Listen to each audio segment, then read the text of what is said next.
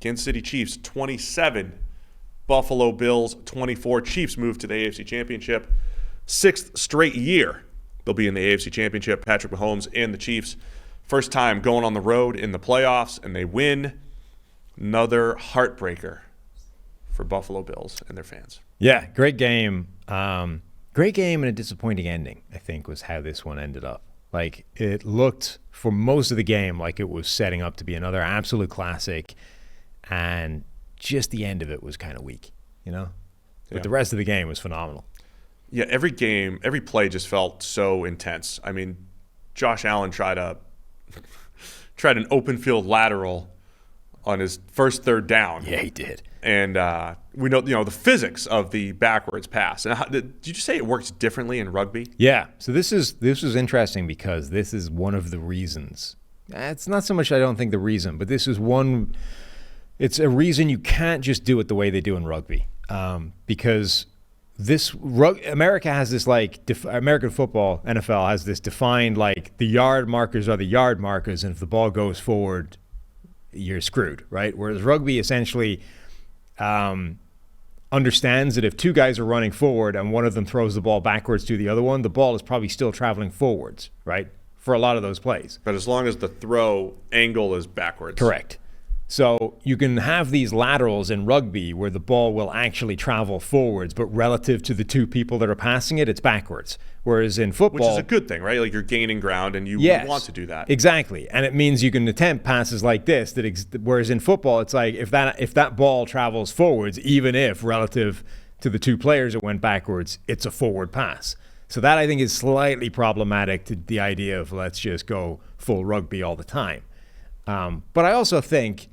if it's close, let it go. Like the fancy touchdown thing, right? If it's cool, let it stand. If the lateral is there, let it go. Unless it's egregious, Give it like the pick play thing, right? If it's within a yard, what the hell? Pick plays are so stupid, though. They should all be banned.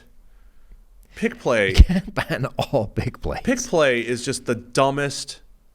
That being legal in football is just so stupid. You can't ban all pick plays. Sure you can. No, you can't. Why is it allowed within a yard? Just because? Because it'd be too chaotic to not allow it within a yard. This switch releases and all this kind of thing. It happens. You can't just go, all pick plays are illegal. The Bucs, I think their first touchdown was a legal pick play within a yard. It was, I mean, they're well designed when you do it and everything. It's just it's just so stupid. And I know DBs are supposed to see it, and you want to, change. No, that's the depth. worst. You can't play press across the board because you're susceptible. You got to be ready for it. That's the worst. But it's like, let me set a pick like it's basketball, and then the guy's wide open. It's so stupid. Yeah. Yeah. It's a terrible idea to ban all pick plays. Anyway, this ended up being. This was a 3-point play in the end because Josh Allen laterals. Well, so they have the lateral. Third and short. The next play, they then more rugby, just different rugby. This time, Allen. It wasn't quite a push play. Allen takes the ball on the sneak and goes off tackle or whatever, and then they get two latchers either side and drive him over the line. Proper, that's how you score in the try line of rugby, in tight. Beautiful. Back-to-back rugby plays. Love it. There's a lot of specific plays to talk about at high level. Just to talk about the Bills really quick. They're all disappointing losses to the Chiefs. I think maybe the most disappointing one is they executed the game plan really, really well. The Bills did a lot of things well. If you drew it up, there was only the Chiefs only had 2 possessions in the first half. 2 real possessions in the first half. We talk about this on every preview show. If you can run the ball, it's not just run it. If you can literally just pick up 3, 4, 5 yards, and then, you pick up a 2nd and 3, and then, you pick up 5 on first down. And the Bills were doing this over and over again, right? Picking up 5, picking up 7 on first down, converting a 2nd and 3, taking the long time off the clock. 14 plays, 60 yards. 11 plays, 75 yards. Over 6-minute drives in the first half. They had another 12-play drive at the end of the first half to score a touchdown to go up 17-13. The Bills did so many things well from a game plan perspective. But they couldn't stop the Chiefs' offense. The Bills' defense felt depleted. They had no answers. And the Chiefs just felt like juggernaut that's done this before. had answers for everything that the Bills had defensively, were not stopped, really. But the Bills' game plan gave them this opportunity, gave them a chance. And then at the end of the day, there were some key drops. Of course, there's a missed field goal. It ended up being, like, just from a Bills perspective, I think they did a lot of things right. And they just could not connect on a downfield pass. Yeah. Or you have the open touchdown at the end of the game where Josh Allen, the pressure just gets to him on the second down, missed touchdown before the missed field goal. It just came down. They put themselves in position to just be one play away from winning this game, and they just couldn't do it. Yeah, and Josh Allen, certainly for the first 3 quarters, was playing out of his mind. Like, every time they needed a play, Allen found a way to get it done. A guy drops, a touchdown just before Allen just runs it in himself later. The play he had in the third quarter, the 3rd and 13 touchdown, I like scoffed audibly when that happened. It's like I couldn't believe that. Allen just decides to bail from the pocket, rolling to his left, jukes a guy to buy a little bit of time, and then just rifles the ball in to a receiver in the corner of the end zone. That happened. I was just like, what are you supposed to do against that? It's ridiculous. Red zone, and that was a horrendous red zone drive, right? I mean, they just they had penalties. They had, I think they wasted a timeout on which ended up, that comes back to bite. It was a horrendous red zone drive, and Allen just rolls out and throws a ridiculous throw to Khalil Shakir in the side along the sideline for the touchdown. So, I mean, the Bills made a lot of mistakes, but they did a lot of good things to put themselves in position to win that game. They did. So Allen was playing out of his mind, and then the Bills receivers became the Chiefs receivers. Like, so there was this weird stat where the Bills were up 17-13. Like, it was this sort of bizarre dynamic where Kansas City is sort of winning the game in all tangible aspects except the scoreline. And then somehow Buffalo kept ahead on the scoreline. So they were 17-13 up. And at this point, the Bills hadn't had an explosive play at all. And Kansas City had 6.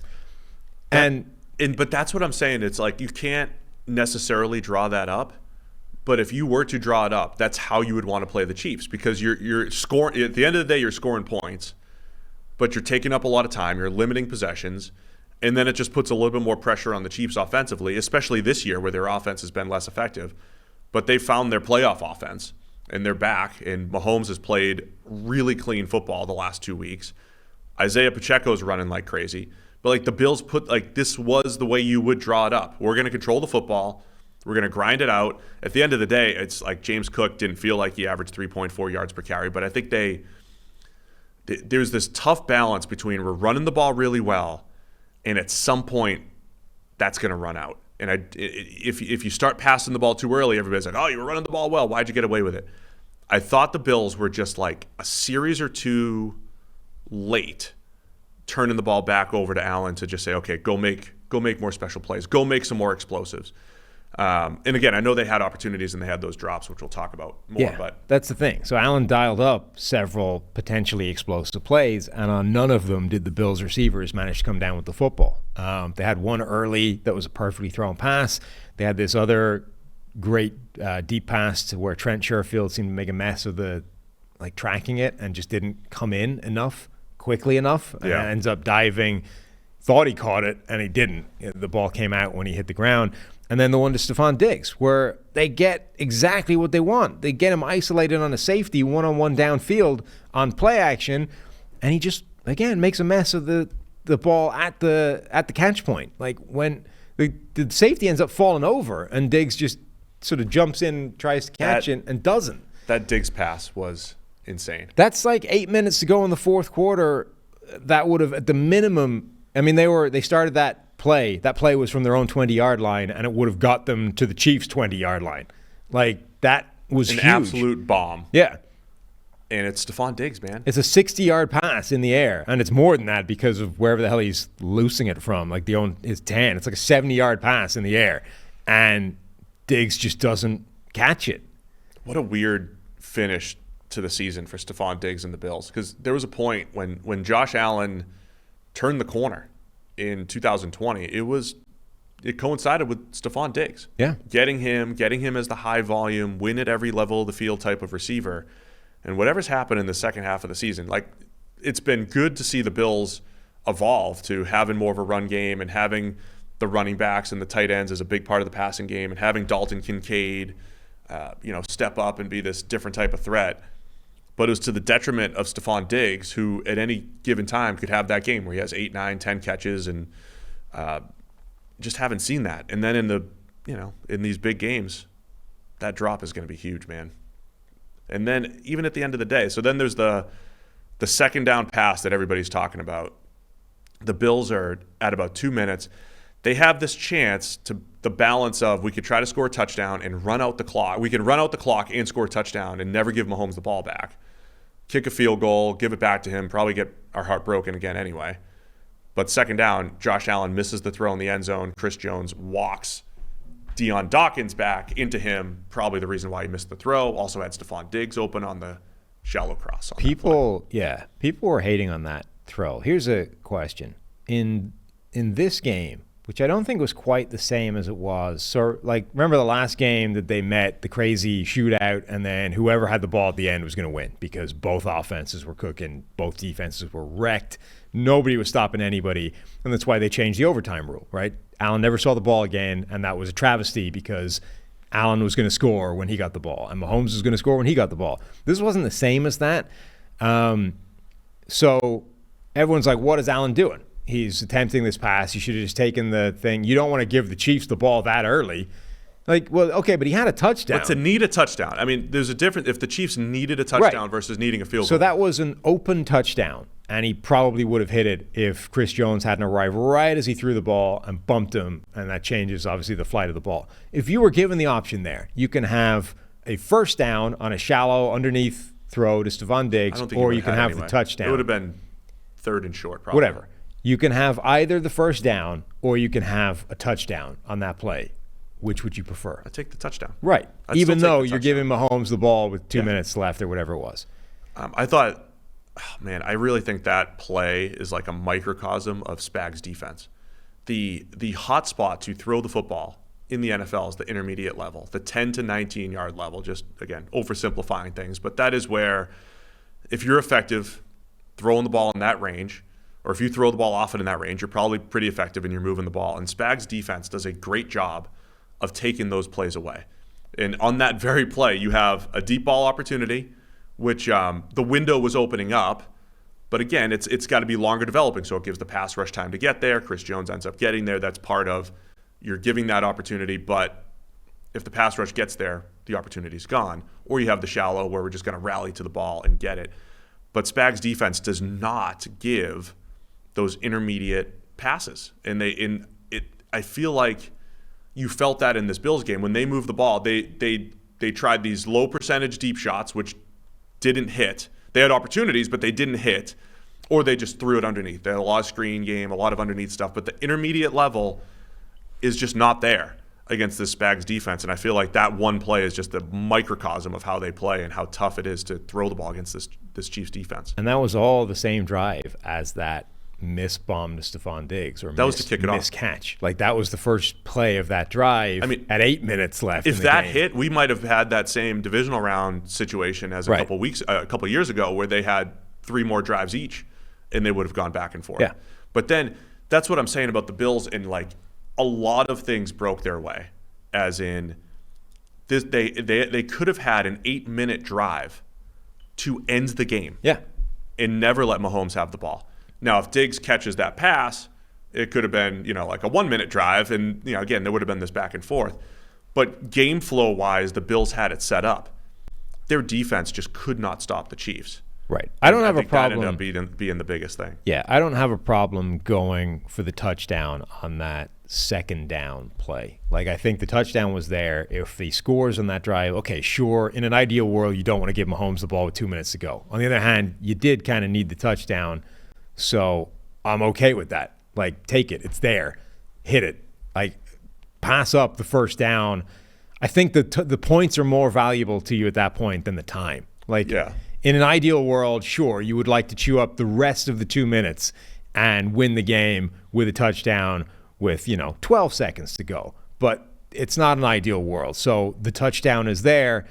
Take it, and then you hope that your defense can get something done. Or, by the way, that they score fast enough that you get another shot to just get a field goal or whatever. Right. The next one, though, I think is more debatable. Like the third down play right after that, taking the touchdown, that's where a little bit Jordan Love-like, he's forced from the pocket and then just like takes a shot randomly into the end zone for nothing. Like that was silly. There were passes open. I mean, he's got a guy as he's rolling out right, whoever that is, his tight end from the left, is sitting in front of him the whole way. You can pick up half of your first down and maybe get all of it if he breaks a tackle and keep the clock moving. Instead, you took a shot that was never on, and I think he was throwing it away. I don't even think that was aimed at anybody. That was bad. The one before, I think, is fine. That was not a good decision. Man, that stuff all matters at the end. Game flow and decisions by the quarterback. That's why I do think that the fourth quarter comeback stat overall means a lot, because the quarterback dictates those. They dictate those decisions. It's in the quarterback's hands to weigh the balance of when to take the shots, when to take the easy stuff, when to take off and run, when to throw the ball away, when to live another down, right? I think all that stuff matters in the end. And those are the things, like, again, every play is magnified. At the end of the day, you're going to be like, man, all these missed opportunities or different decisions that could have been made to potentially change the outcome. There's also this crazy sequence at the early in the fourth quarter that we didn't even get to at all. We're going to work backwards again, like the newspaper article. You start at the end and work backwards now. So Kansas City scores touchdown, Pacheco touchdown, early in the fourth quarter to take the lead. They're now 27-24 up. Buffalo gets the ball, their turn to answer, and they effectively go 3 and out. And then the Chiefs line up with only 10 men on the field for the punt. So, and I haven't heard whether this has been confirmed or sketched out exactly how this worked, but the Bills ran a fake punt. DeMar Hamlin gets the ball, of all people, and the Chiefs stuff it. They only get 2 yards out of it. They needed 5.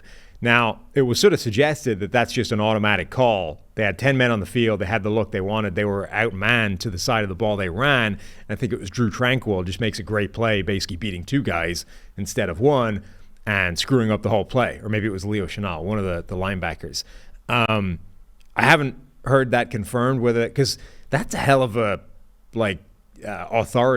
autonomy to give a punt team, like, hey, if they have 10 guys, whenever, wherever, it doesn't matter game situation, doesn't matter where we are, you've got liberty to just take the punt, take the fake, you know? I feel like those things are always practiced, and it's always an adjustment or a read. But then sometimes, but it feels crazy. Somebody needs to step in right. And be like, don't. It would be don't wild if the head coach doesn't have veto on that, to just be like, hey, not now. Like, ordinarily, sure, this is quite a critical situation in a playoff game with everything on the line. At our own 30, I don't really want to go for it right now. They end up going for it. They get stuffed. You can argue that it was the right procedural process play. Like, theoretically, if you look at the alignment, the fact that they're a man down, they should have picked it up. They just didn't. Anyway, so that gives the Chiefs the ball at Buffalo's 32-yard line, having just taken the lead, and now potentially we can stretch this to 10 points. We can really start to turn the screws on Buffalo and really put them in a hole. And they're now at the 3-yard line. They're about to go in, and a fumble. Mecole Hardman does everybody's favorite play, fumbles through the end zone, and now whole different dynamic. And it was so close. Like, ball is knocked out by, was it Micah Hyde or Jordan Poyer? Jordan Poyer, I think. Great play, man. Really was. And he just knocks it loose before Hardman hits the ground. Like, it's not quite one frame, which we had earlier, but it was like 3 or 4 frames. Close. It was really close. I started writing my notes in all caps. Bills fake punt in own territory. Then Hardman just fumbling out of bounds. Jordan Poyer, like, what's going on here? That's the other thing. I'm taking the Bills' perspective here, just because I really feel for the heartbreak of the fans or whatever. Like, there were so many. That was a lucky play. At the end of it was a great play by Jordan Poyer, but like, you lucked out. Like, you got out of this disastrous situation. If the Chiefs score a touchdown, it's a 2-score game. And there were so many of these plays that the Bills would have looked back and be like, that was the turning point. Like the Jordan Poyer forced fumble on a potential path to the Super Bowl would have been one of the most legendary plays in Bills history.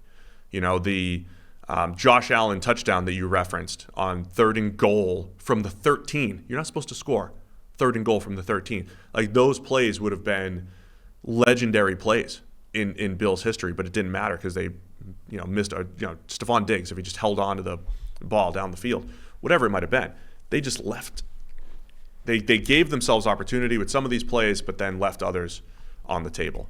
And then the reason I started this whole game with saying amazing game, just an anticlimactic ending, was after those 2 plays where Allen took a shot at the touchdown, just didn't get it, and then randomly either throws the ball away or just has a bad target at nobody instead of taking a first down or a close first down play.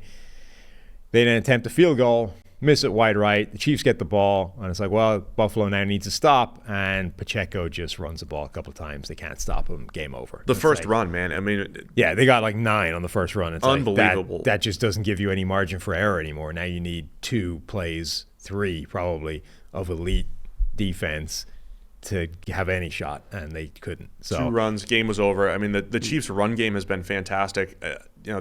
So the Hardman play, first off, putting the ball in Hardman's hands at the goal line. This is like an amazing history that the Chiefs have of Kadarius Toney and Mecole Hardman, and just bad. But it's also a long and glorious history of those like tricksy plays working easily, and everyone going, how do they dial them all up? That would have been another Mahomes touchdown pass. It was exactly. That's what I mean. Like, you've got to take the good with the bad. It's just that they've gotten more bad out of it recently, but this has been working for years for them. So I think we tend to overanalyze that a little bit based off the results. Like, sure, in general terms, Mecole Hardman would be one of the players on that roster that I would have less confidence in than some others. But on the other hand, it was like those normally work. So I don't know that you can just say, well, this time it was a fumble, therefore it was a stupid play call.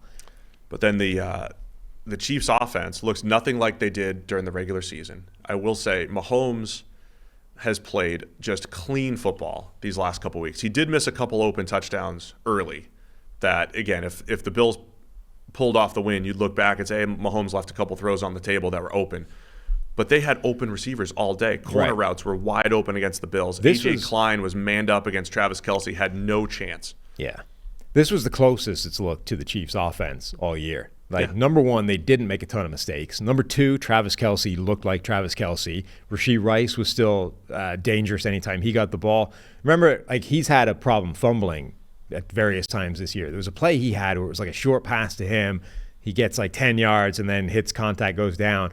And his hand warmer flew off. And I was like, oh, the ball. Did you see my tweet? No. I said I almost dove through the TV to jump on his hand warmer. I was like, there's the ball's out. Yeah. No, it's just his hand warmer. We're good. But he had Marquez Valdes-Scantling had a big play in there as well. So this was the closest it's looked to the Chiefs' offense all season long. Of course, you have to bear in mind that it came against this banged up, decimated Bills defense, which we've gone this far without mentioning it, but is a big factor in this. As the game wore on, particularly again, Houston's defense did a really good job first half, just ran out of steam in the second half. I felt like the Bills defense, they did a pretty good job the first half, and then they just could not stop Kansas City. And when you start looking at who they had on the field, it's it's unreasonable to expect them to have stopped them in a lot of these plays. They just didn't.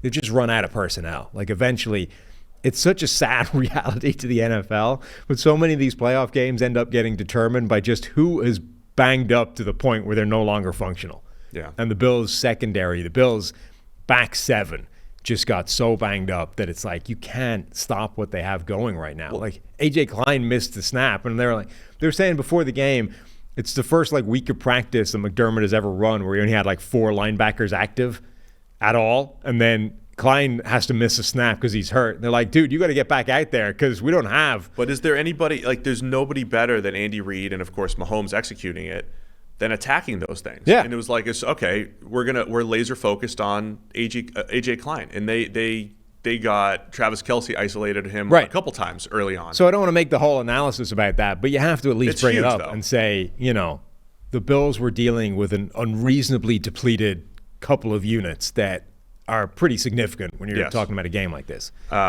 And then the other thing I wanted to say is, I said earlier in the year, like the Marquez Valdez-Scantling thing. Just because he's dropped the first 20 deep balls doesn't mean he will the next few. I still think that the greatest skill a receiver can bring to an offense is getting open behind the defense. Valdez-Scantling did it twice in this game and caught both of those passes because even if you catch 70% of them, which is a terrible percentage for an NFL receiver, you're still creating some big plays, and he did in this one. So I don't think his regular season failures matter going into the playoffs. And that was the thing, where the Bills didn't have answers. First play of the second half, the Bills are like, all right, we're not going to play zone anymore because we keep busting coverages and leaving wide open receivers. We're going to play man coverage. And Mahomes goes rhythm, slot fade, puts it right on Marquez Valdez-Scantling's hands for a long play, 32-yard, whatever it was, or 30-plus yard play. And it was like the Bills just didn't have any answers. And they didn't have any answers for the run game either. Isaiah Pacheco, 97 yards on 15 carries. Clyde Edwards-Helaire comes in with a 28-yard run. The Chiefs averaged over 6 yards a carry, including the kneel downs. It was close to 7 with just their running backs, if not more. It was more than 7 with their 2 running backs. So the Chiefs' offense was humming across the board. Mahomes only had to throw the ball 23 times, but they just created a ton of big plays in this one. Like you said, it looked like the old Chiefs' offense, in addition to the Bills just looking depleted. And that's why, like, if the Chiefs' offense doesn't play that efficiently, the Bills win this game because the Bills controlled the ball, shortened the game, only gave the Chiefs so many possessions, and they made a couple key stops late. But the Chiefs' offense being that efficient was the reason why they won. Yeah, the Chiefs' defense made a few key stops at the end, but the Bills put themselves in a great position to finally win this game, and they couldn't create those explosive plays that Kansas City could, and that was the difference. And it's interesting now. I mean, the Chiefs are they're in the AFC Championship game again. The Mahomes has never not been in the AFC Championship game during his NFL career when he started. That's insane. Like every year. I mean, that's higher than the Tom Brady Belichick baseline. Every year they're in the AFC title game. And he's doing it going on the road here. Yeah. I think it's going to be a great matchup with the Ravens. Can't wait to see it. But it will be interesting because the first game against Miami had run out of pass rushers. None. They're signing them off the street. They're getting these aged veterans that used to have great play in them, hoping they had 20 snaps in them for this game. Buffalo had no linebackers. They're doing a similar thing. Like A.J. Klein still being in the NFL is crazy based off his career at this point. He's their starting linebacker and the guy that's matched up with Travis Kelce all game long. I mean, the next game, the AFC title game, will be the first game that Kansas City's offense is tested against a unit that doesn't have, like, not just a glaring weakness, but a crippling issue at one level of the defense. Backups that just were not even on the team. Right. Or not playing at all. Just 2 weeks ago. Massive glaring weakness at one level of the defense. That will be pretty interesting. It's also kind of interesting, both title games now are 1 seed versus 3 seed. 1 versus 3, yeah. I can't believe we haven't mentioned Jason Kelce, the true star of the show. Yeah. Wow. He had a day.